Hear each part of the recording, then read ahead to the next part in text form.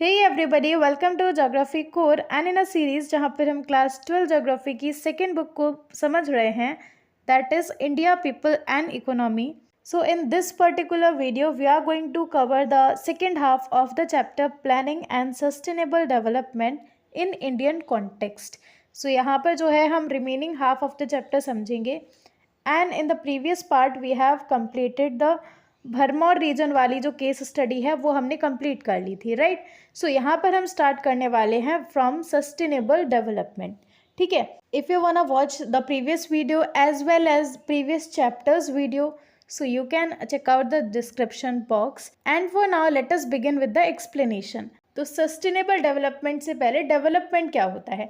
Generally development का मतलब तो यही होता है किसी भी रीजन में कुछ बदलाव आए, कुछ चेंजेस आए जिसकी वजह से वहाँ की कंडीशन बेहतर हो गई, है ना, वो डेवलपमेंट हो गया किसी भी रीजन में। फॉर एग्जांपल लेट्स से किसी गांव में जो है हॉस्पिटल नहीं था, स्कूल नहीं थे, अब वहाँ पर हॉस्पिटल्स और स्कूल्स बन गए, वहाँ पर क्या हो गया, डेवलपमेंट हो गया, है ना, चेंजेस आ गए, इसी को डेवलपमेंट बोलते हैं। So in generally we can define development as it is used to describe the state of particular societies and the process of changes experienced by them. जैसा कि मैंने एग्जाम्पल दिया, एक सोसाइटी ही तो है, एक गांव एक सोसाइटी है, राइट, जहाँ पर एक चेंज आया। क्या चेंज आया? वहाँ पर स्कूल बन गए, वहाँ पर जो है हॉस्पिटल बन गए, ये चेंज आया, ये चेंज उस सोसाइटी ने एक्सपीरियंस किया एंड यही डेवलपमेंट है, ठीक है। In the post world war second era the concept of development was synonymous to economic growth which is measured in terms of temporal increase in gross national product and per capita income,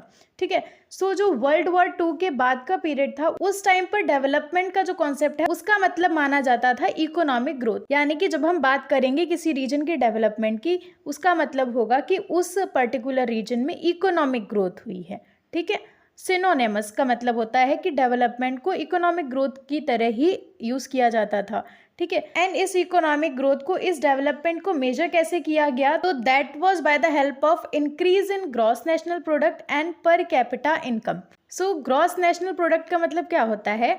एक country के द्वारा एक साल में कितने goods और services को जो है प्रोड्यूस किया गया, ठीक है। एंड पर कैपिटा इनकम का मतलब होता है पर पर्सन इनकम, एक इंसान की इनकम ऑन एन एवरेज कितनी है, ठीक है। सो ग्रॉस नेशनल प्रोडक्ट और पर कैपिटा इनकम में कितना इंक्रीज आया है, कितना चेंज आया है, उससे हम मेजर किया करते थे डेवलपमेंट को, ठीक। In 1970s the phrases such as redistribution with growth and equity were incorporated in the definition of development. Basically इसमें कहने का मतलब ये है कि 1970s के बाद में हमें देखने को मिलता है कि डेवलपमेंट केवल इकोनॉमिक ग्रोथ पर ही नहीं कैलकुलेट की जाती थी। अब डेवलपमेंट का जो कॉन्सेप्ट है वो और भी ब्रॉड हो गया और भी वाइड हो गया, जहाँ पर इस चीज़ को भी कंसिडर किया गया कि भाई कितने लोग इक्वली डेवलप हो रहे हैं ना। ऐसा नहीं एक इंसान तो बहुत ज़्यादा डेवलप होता जा रहा है, बट एक इंसान या फिर कहीं एक सेक्शन सोसाइटी का बहुत ही ज़्यादा बैकवर्ड है ना। तो इन चीज़ों पर भी ध्यान दिया गया, ठीक है।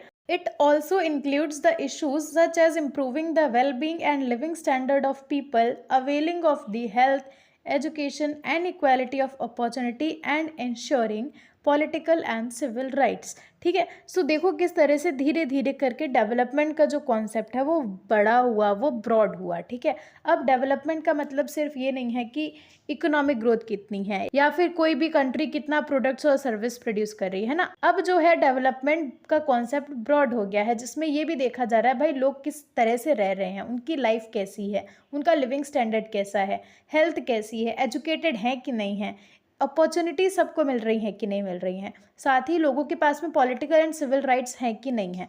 तो ये सारी चीज़ों को भी इंक्लूड किया गया in the concept of development. By 1980s development emerged as a concept of encapsulating wide spread improvement in social as well as material wellbeing of all in the society. So यहाँ पर इनकैप्सुलेटिंग का मतलब यही है कि इन सभी चीज़ों को इंक्लूड किया गया एज अ कॉन्सेप्ट, ठीक है। सो 1980s के टाइम पे जो डेवलपमेंट का कॉन्सेप्ट था, it included improvement in social as well as material wellbeing. किसी भी सोसाइटी में जो है सोशल डेवलपमेंट और मटेरियल डेवलपमेंट किस तरह से हो रहा है, ये चीज़ें इंक्लूड करी गई इन द कॉन्सेप्ट ऑफ डेवलपमेंट। इनकैप्सुलेटिंग का मतलब यहाँ पर यही है, इंक्लूड करना, इनक्लोज करना, ठीक है। सो दिस इज़ हाउ हमने जो है डेवलपमेंट का एवोल्यूशन देखा, किस तरह से समय के साथ में डेवलपमेंट का कॉन्सेप्ट ब्रॉड हुआ, डेवलपमेंट के कॉन्सेप्ट में चेंज आया। ठीक है, इसके अलावा हमको 2 पब्लिकेशंस के बारे में मेंशन किया गया है जो कि आपको पता होना चाहिए। Population bomb which was published by Ehrlich in 1968 and the second one is the limits to growth by Meadows and others in 1972। This sets the scenario for the emergence of new models of development under a broad phrase sustainable development. So after these publications, after understanding these publications, development का एक नया model emerge हुआ जिसको एक broad phase, एक broad term के under डाला गया विच इज सस्टेनेबल डेवलपमेंट। ठीक है, नाउ सस्टेनेबल डेवलपमेंट यहाँ पर कोई डिफरेंट नहीं है, कोई नया नहीं है, बहुत बार पढ़ चुके हैं, है ना, ज्योग्राफी की बुक्स में हमने पढ़ा है। जिसका मतलब होता है जो भी चीज़ें, जो भी नेचुरल रिसोर्सेज हमारी पृथ्वी पर हमको मिले हैं उनको मिसयूज़ ना करें, उनको एक हारमोनियस वे में यूज़ करें, उनको प्रॉपरली मैनेज किया जा सके ताकि जो रिसोर्सेज आज हम यूज़ कर रहे हैं वो आगे आने वाली जनरेशन्स को भी मिले। बेसिकली जो रिसोर्सेज है, जो एनवायरनमेंट है, उसको कंजर्व किया जाए, उसको एक प्रॉपर ऑर्गेनाइज्ड वे में यूज़ किया जाए एंड उसका मिसयूज़ ना हो। यही होता है ना सस्टेनेबल डेवलपमेंट का कॉन्सेप्ट। सो यही है कॉन्सेप्ट ऑफ सस्टेनेबल डेवलपमेंट। ठीक है, ना जब हमें कई सारे इन्वायरमेंटल इश्यूज देखने को मिले लाइक लैंड डिग्रेडेशन या डिफॉरेस्टेशन, है ना, ग्लोबल वार्मिंग, बहुत सारे इन्वायरमेंटल इश्यूज जब निकल के आए तो जो वर्ल्ड कम्युनिटी है, जो लोग हैं, वो भी काफ़ी ज़्यादा कंसर्न्ड ओपिनियंस के थे, वो भी काफ़ी ज़्यादा जो है चिंतित थे। एंड इन सब चीज़ों को ध्यान में रखते हुए, इन सब चीज़ों के रहते यूनाइटेड नेशंस ने जो है एक कमीशन को स्टैब्लिश किया which was world commission on environment and development.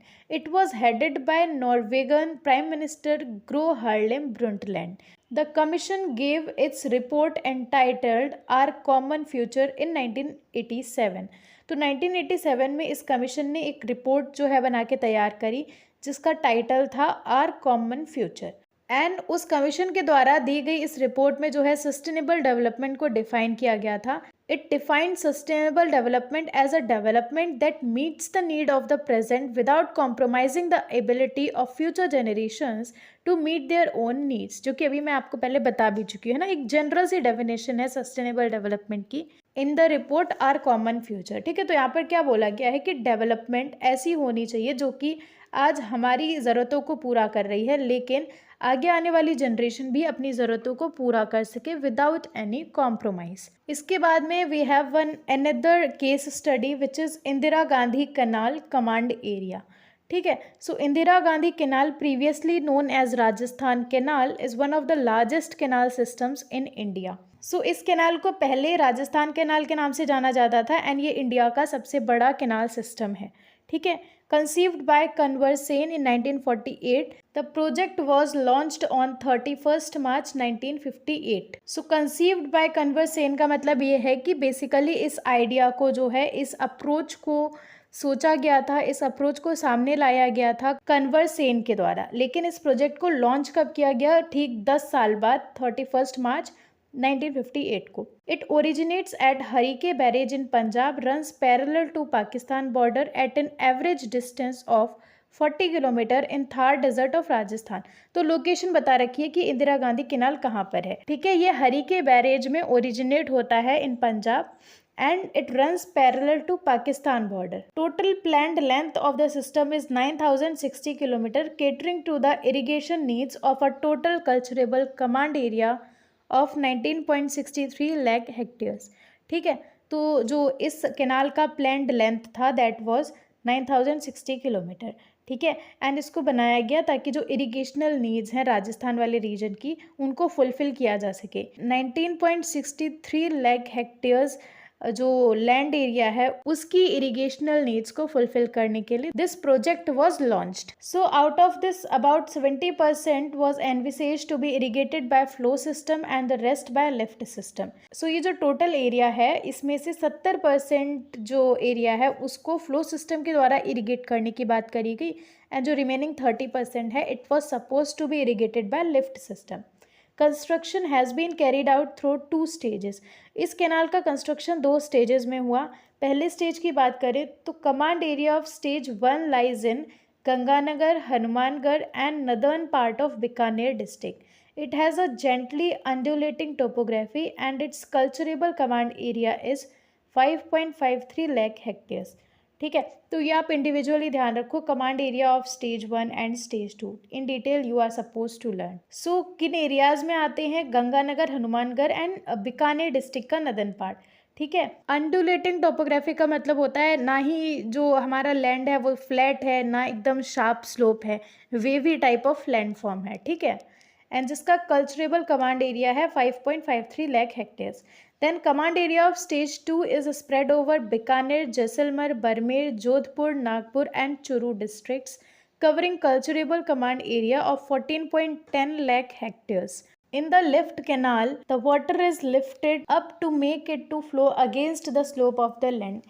ठीक है, लेफ्ट कैनाल में क्या है कि जो पानी है उसको ऊपर की तरफ लिफ्ट किया गया ताकि जो पानी है स्लोप के अगेंस्ट फ्लो कर सके। All the lift canals of Indira Gandhi canal system originate at the left bank. All the canals on the right bank of the main canal are flow channels. Irrigation in a stage 1 command area was introduced in early 1960s, whereas the command area of stage 2 began receiving irrigation in mid 1980s. Stage 1 command area में irrigation introduce करी गई early 1960s में, and stage 2 में irrigation receive हुई in mid 1980s. It has influenced the environmental condition of region both positively as well as negatively. Various afforestation and pasture development programs under CAD have resulted in greening the land. CAD का मतलब यहाँ पर है command area development. तो इस canal के द्वारा जो स्कीम लाई गई थी कि कैनाल को बनाया जाएगा, साथ ही जो अदर प्लान्स लाए गए थे ऑफ अफॉरेस्टेशन, पेस्चर डेवलपमेंट, इससे हमें क्या देखने को मिला कि जो लैंड है वो काफ़ी ज़्यादा ग्रीन हुई है ना, उस लैंड में जो है डेवलपमेंट आया है। It also helped in reducing wind erosion and siltation of canal systems, but the intensive irrigation and excessive use of water has led to the emergence of twin environmental problems of waterlogging and soil salinity. ठीक है, तो दो major problems देखने को मिली, वो थी water logging की and दूसरी है सॉइल सैलिनिटी की. Canal irrigation has led to increase in cultivated area and intensity of cropping. Canal बन गया जिसकी वजह से फार्म्स में जो है इरिगेशन पॉसिबल है, जिसकी वजह से क्या हुआ है, कल्टिवेटेड एरिया भी इंक्रीज हुआ एंड क्रॉपिंग की इंटेंसिटी भी बेहतर हुई. बेसिकली एग्रीकल्चर में जो है प्रॉफिट हुआ. Traditional crops sown in the area gram, bajra, jowar have been replaced by wheat, cotton, groundnut and rice. तो प्रीवियसली पुराने टाइम में यहाँ पर बाजरा, ज्वार और ग्राम को जो है कल्टीवेट किया जाता था क्योंकि पानी की कमी थी, लेकिन अब पानी अवेलेबल है इसलिए इन क्रॉप्स को रिप्लेस कर दिया गया है by wheat, cotton, groundnut and rice. This intensive irrigation no doubt initially has led to tremendous increase in agricultural productivity. So इस irrigation की वजह से हमको जो है बहुत सारा agricultural productivity देखने को मिली. But it has also caused waterlogging and soil salinity, and thus in long run it hampers the sustainability of agriculture. सो ऐसा तो है कि यहाँ पर एग्रीकल्चर प्रोडक्शन बढ़ा है, लेकिन साथ के साथ क्या हुआ है, वाटर लॉगिंग की समस्या बढ़ी है, सॉइल सैलिनिटी की समस्या बढ़ी है. एंड एज अ रिज़ल्ट होता क्या है, हम ये भी कह सकते हैं बहुत लंबे समय तक यहाँ पर एग्रीकल्चर सस्टेनेबल रहेगा, बहुत लंबे समय तक यहाँ पर एग्रीकल्चर सस्टेन कर सकता है. इट इज़ नॉट पॉसिबल, है ना, इसमें जो है बाधा आएगी, इट विल हैम्पर इट. सो इस कैनाल प्रोजेक्ट की वजह से कई सारी प्रॉब्लम्स भी क्वेश्चन करी गई हैं लोगों के द्वारा, जिनको ध्यान में रखते हुए कुछ मेजर्स जो है प्रपोज करे गए हैं ताकि सस्टेनेबल डेवलपमेंट को प्रमोट किया जा सके. ठीक है, जिसमें सबसे पहला हो जाएगा strict implementation of water management policy. सबसे पहली चीज़ जो वाटर मैनेजमेंट पॉलिसी बनाई गई है उसको स्ट्रिक्टली इम्प्लीमेंट भी किया जाए. The cropping pattern shall not include water intensive crops. People shall be encouraged to grow plantation crops such as citrus fruits. ऐसे आप क्रॉप्स को कल्टीवेट ही मत करो जिसमें बहुत ज़्यादा पानी लगता हो. ठीक है, इंस्टीड हम क्या कर सकते हैं, प्लांटेशन क्रॉप्स को ग्रो कर सकते हैं such as citrus fruits. Areas affected by water logging and soil salinity shall be reclaimed. ऐसी जगह जहाँ पर वाटर लॉगिंग और सॉइल सैलिनिटी की वजह से ज़मीन में बहुत ज़्यादा जो है डैमेज हुआ है, अफेक्ट हुआ है, उसको जो है रिस्टोर किया जाए, रिक्लेम किया जाए. Afforestation, shelter belt plantation and pasture development is necessary particularly in the fragile environment of stage 2। Afforestation को प्रैक्टिस किया जाना चाहिए, शेल्टर बेल्ट प्लांटेशन करनी चाहिए, है ना, पेस्ट डेवलपमेंट लाना चाहिए, स्पेशली स्टेज 2 का जो फ्रेजाइल एनवायरनमेंट है वहां पर, ताकि जो भी एनवायरमेंटल इश्यूज हैं उनको इम्प्रूव किया जा सके। Social sustainability can be achieved if the land allottees having poor economic background are provided adequate financial and institutional supports। तो social sustainability को हम अटेन कर सकते हैं तब जब हम जो गरीब फार्मर्स हैं जिनके पास में ज़मीन तो है बट उनका इकोनॉमिक बैकग्राउंड बहुत ज़्यादा पुअर है, गरीब थे वो, है ना, जिनके पास में पैसा नहीं है कि वो उतना लगा सके अपनी लैंड में, तो इनके लिए प्रॉपर फैसिलिटी होनी चाहिए of financial and institutional support. Economic sustainability in the region cannot be attained only through development of agriculture and animal husbandry. These have to develop along with other sectors of economy.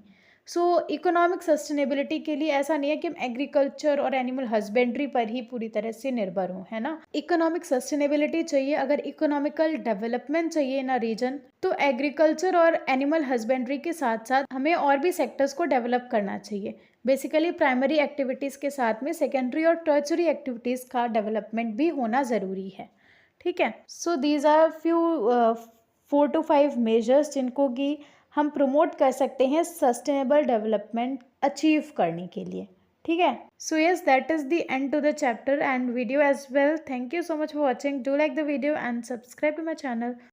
जाना नहीं तो कहीं